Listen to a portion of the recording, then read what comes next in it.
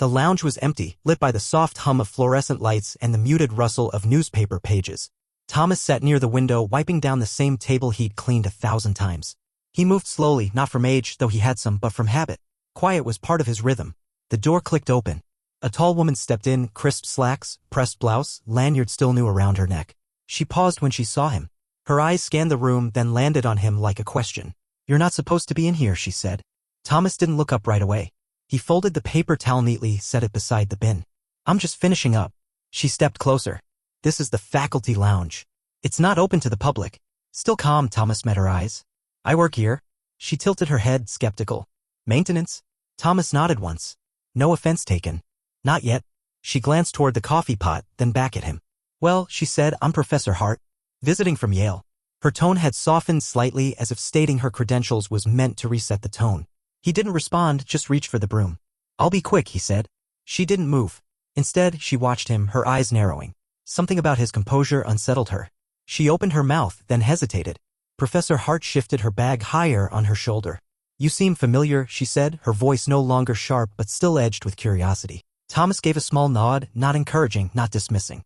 "I've been here a while." She moved to the counter, poured herself coffee, then turned back. "It's just your face. I feel like I've seen it somewhere." He didn't answer, just swept a bit of invisible dust into the pan. She stirred cream into her cup, watching him. "Do you work in the new science building too? The what's it called, Porter Wing?" His hands didn't pause, but his voice was quieter when he answered. "Rhodes Science Wing. That's the newest." She snapped her fingers. "That's it. Rhodes. I walked through it this morning. Impressive design."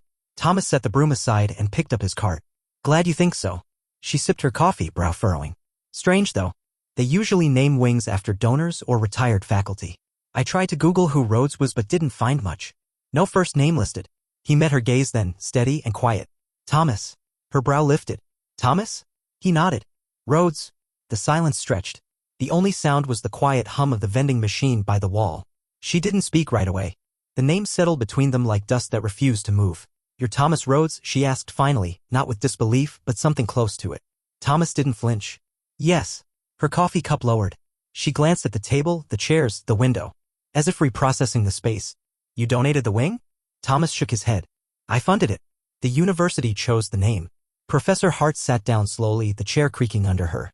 She stared at him like seeing a different person now. But he hadn't changed. I'm sorry," she said, the words quiet, awkward. "I assumed."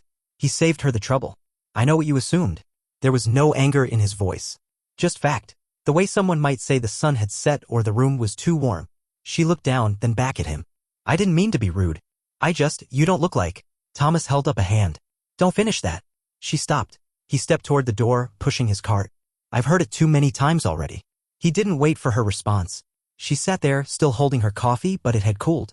The warmth was gone, like the ease she'd walked in with. Thomas was almost out the door when her voice reached him again. "Why didn't you say something earlier?" He paused, one hand on the frame. "Would it have made a difference?" She didn't answer. He turned back, just enough to meet her eyes. People listen differently when they think you matter. That silence returned. Heavy. The kind that doesn't need to be filled. He started walking again, wheels of the cart clicking softly on the tile. She stared at the floor, then at the door he'd gone through. Behind her, the lounge felt different now. Later that afternoon, word spread. Not loudly. Not officially. Just in murmurs. The new professor asked around quietly, carefully. She asked the department chair. A senior faculty member. A groundskeeper. Each answer added weight. Yes, Thomas Rhodes had funded the science wing. No, he didn't advertise it. Yes, he'd attended the ribbon cutting. No, he hadn't spoken. He doesn't like attention. He just shows up. Keeps things running. Professor Hart sat in her office staring at her computer, the screen dimmed from inactivity. Her hands rested in her lap. Still, she'd come to this university prepared to impress. Now she just felt small. The next morning, Thomas was in early. He always was.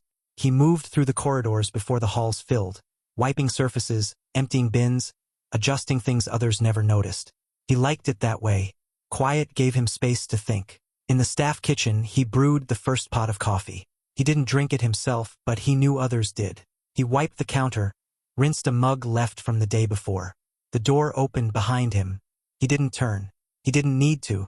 "Morning," Professor Hart said softly. Thomas nodded without looking back. "Morning." She stepped further in, hesitant. "I wanted to apologize." Again. He kept wiping the counter. I don't need another apology, he said, his voice calm. I need people to stop assuming. She stood in silence, unsure whether to stay or leave.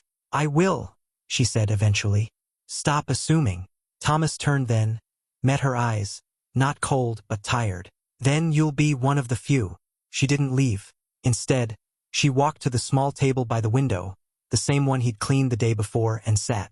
He returned to tidying, methodical, not rushed. I read about the Rhodes Foundation last night, she said. Thomas didn't respond. She went on anyway. You've funded scholarships, lab equipment, student housing renovations. He paused by the sink. Quiet money. I didn't know, she said. You weren't meant to.